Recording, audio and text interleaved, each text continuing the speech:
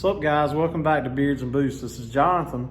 I was going through some of my old videos and pictures, and I was seeing where we did a Mountune lowering spring kit for my 2018 Ford Focus ST. It's just the lowering springs, and then while I was at it, I went ahead and did white line rear sway bar and adjustable end links for the front and rear. So I have mostly pictures. You know, I do have a little bit of video, but I figured it's worth putting out there for you guys to check out, because I'm sure a lot of you guys have a bunch of questions. But the main thing that I want to point out for this is mine's a 2018 car. I do want to let everybody know that whenever you buy lowering springs, there is a difference between, I guess, I can't remember exactly, maybe early 2013 Focus STs versus 14 and up. So you need to be wary of which one that you get, because that makes a difference. It's my understanding that there is a different strut design for those. So I didn't know that until after I bought my springs, and that actually made me where I was actually not going to go through with this, because the main thing is I knew I wanted to upgrade the shocks and struts. If you follow us on Instagram, I'm sure you've seen my wife's purple Jeep or Kyle's wife's white Jeep. And what we found out with those is, you know, your ride, a lot of that has to do with your shock capability. So I know stock shocks, you know, they really ain't hitting on much whenever you go to modifying suspensions. I went ahead and bought the springs in advance, you know, just trying to collect parts. And after I bought the springs, I did buy it for my car, 2018. And then whenever I was looking at shocks, because I was just piecing everything together, and I was just going to put everything on at once. I found that it's pretty hard to find an upgraded shock for the 2018s. You can look online, you'll see Coney shocks up there, but those are usually for those 2013 springs. So that would not work for my springs. A lot of people use Bilstein B8. That's what I was going to go with. Really hard to find shocks for that. They didn't have any, but I think now it is available. I know I talked to Steeda, and they said they had some that was specific for the 14 and up or whatever. So that makes me feel a lot better. But anyway, let's go check out some of the pictures we have. You know, you can see a little bit of the process through here, but just want to let you know, overall, I mean, changing the springs, it's not that big a deal. The hardest part for us was actually taking the sway bar end links off the front. It sucks. You can't see where to put the wrench on to hold it into place to take the nut off. And we pretty sure, if I remember right, it seems like we all but destroyed the driver's side. The passenger side came right off. So luckily I already had some new white line sway bar end links to go in with mine, but that's just something to be ready for. I think there's some special wrenches. I can't even remember what it's called, like a crow's foot or whatever.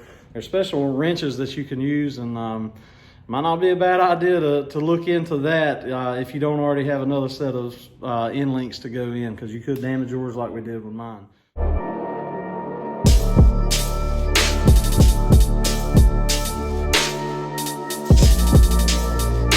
All right, folks, it is almost Christmas time. We are done with our shopping for the most part, but the lady's about to head out and finish out a few things, we think. So we decided might as well lower Jonathan's car. He's had the parts in stock for a while. He's had it just chilling in his garage and collecting more things over time. So we're gonna work on that today. So what all we got? Today's the day. So I picked up some Mountune springs a few months ago. I've been going back and forth about, do I want to run stock shocks? Do I want to get Bilsteins or whatever? And I decided for right now, let's go ahead. I got the wheels in. I want to go ahead and just lower it. For today, I've got the Mountune lowering springs. It should lower the front of the car 1 inch, the rear of the car 1.4 inches. While we're in there, we're going to go ahead and upgrade the rear sway bar. This is a white line adjustable sway bar. We also have white line front and rear end links. So that's pretty much going to be it for today. So I'm excited to see how it turns out. Cool, let's do it.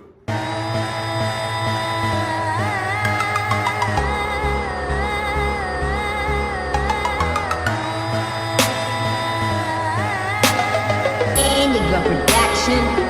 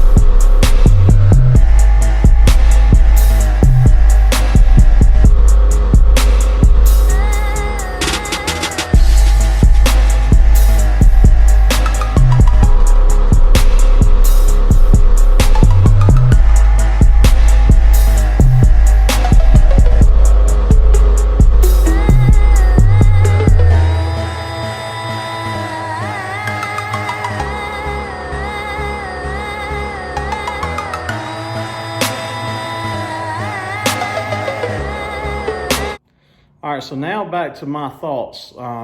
Just to kind of go back to what I said earlier, I knew originally I wanted to change the shocks out and all that stuff, and I'm not into coilovers. I mean, they're cool, but from an overall standpoint, I'm not an expert when it comes to engineering. So, changing damper, spring rate, stuff like that, that's awesome, but I don't feel like I'm the one that needs to be changing that. So for me, this is purely to lower it down, and I know that's probably the main reason why most people get coilovers, because you can adjust it and they just slam it as low as they can. But I'm kind of wary of throwing something like that on my car and then me actually setting the settings up, because at the end of the day, I mean, I do consider performance over just what it looks like. So, the way that I see it is I'm going to end up screwing it up and making the car a lot worse than what it was from the factory if I went down that route. But anyway, the good thing about it is Mountune states that these springs are designed to go with your stock shocks. So, I know I'd read online that a lot of people say that you blow out your stock shocks pretty quick on lowering springs. So, so far, I don't know, maybe I've put 8,000 miles on this setup. Everything seems to be riding pretty good. I will say that originally for that first week that I put it on, it was very bouncy. It's actually, I put a lot of lowering springs on cars, and this one was very bouncy. So I didn't know what to think that first week, but everything settled on out. The car settled down, lowered down a little bit more, and hadn't had any problems since then. So far it looks good. My main concern that I had was my driveway is pretty steep to get in. I had a pizza delivery guy come by and rip his whole front bumper off pulling in. So that's one of the reasons why I was scared to put a lowering kit. Like, I'm the type of person that if I put wheels on a car, it's got to be lowered on a car to make it look right. So that's one of the reasons why I was not actually going to put wheels on. But I finally said, you know what, I'm just going to give it a try. And if I got to figure out how to fix my driveway, that'll be the route I go. But with this setup, Mountune states that it's a 1-inch drop in the front and a 1.4-inch drop in the rear. And I'll put in a picture. I wish I'd have taken more measurements, but I do have a before measurement. And to go to the fender, it was just short of 27 inches.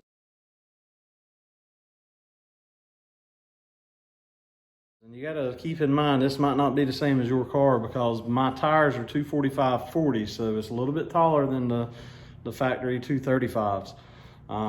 But the measurement that I took is with these tires on here. So now that the springs have settled, I'll put a picture in right here.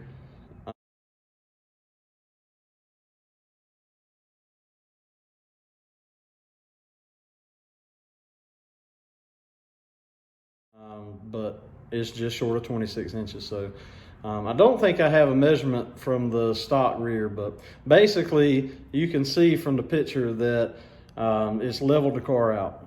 So it's a good stance. I mean, is it slammed? No. Does it look good? Yes. Is it functional? Yes. I can actually get in my driveway. I haven't scraped not one time, so that's part that I don't really understand how that works.